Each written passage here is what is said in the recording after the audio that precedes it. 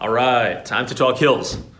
If you've been following any of our posts lately, something about hill training for runners. Hills are a great way to add some power training into your training schedule. So what do we mean by power? Difference between power and strength. Strength is, really improving the capacity of your muscles. So just improving their basic amount of ability to do work. You can squat more, you can lunge more, you can lift more weight. That's all strength, increasing the capacity of your muscles.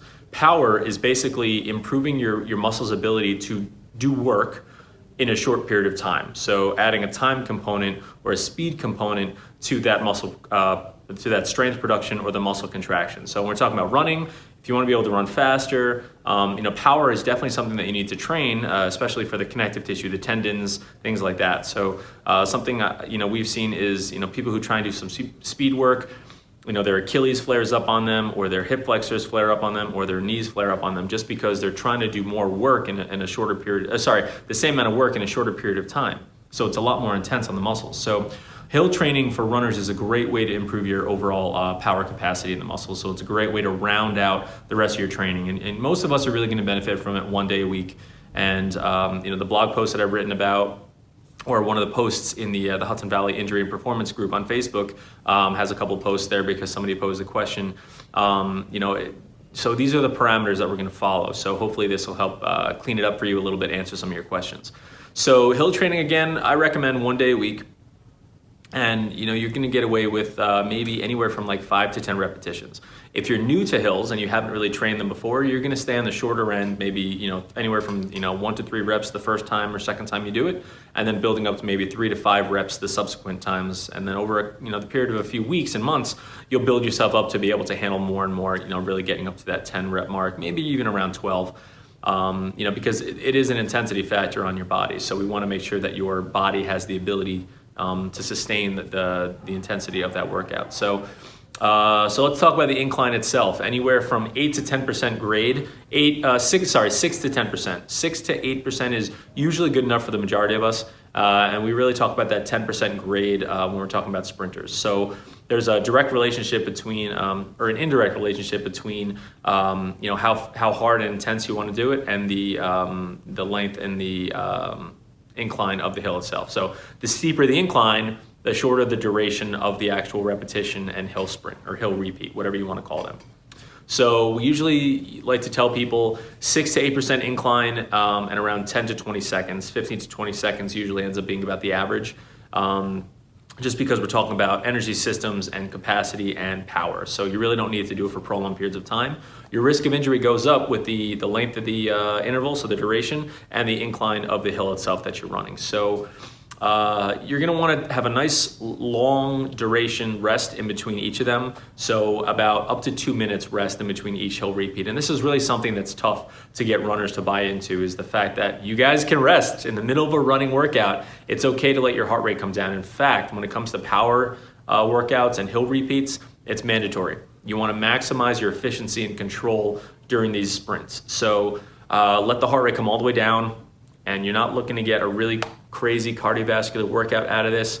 Short duration sprints up a very small incline, and then let your heart rate come all the way down. So 15 to 20 seconds worth of work, and then maybe 1 to 2 minutes worth of rest. So walk down the incline, rest a little bit before you get into the next one. You shouldn't feel your heart pounding in your chest before you start your next hill repeat or your next repetition. So those are pretty much the take-homes, and then the last part is the intensity. You want to go at about 90%. You're not going all out. It's not 100% effort. You shouldn't feel like you're dying by the end of it. Yes, they're going to be tough, but we don't want to sacrifice form and compromise your body for the sake of just going harder for the sake of going harder. 90% really ends up being the that kind of perfect sweet spot, and all these parameters, there's no given.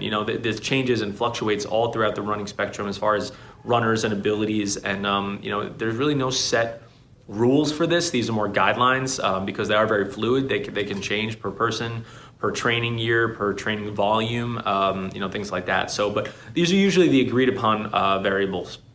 We're looking at the incline itself, how long you're going to do it for, the rest period, and then the intensity factor.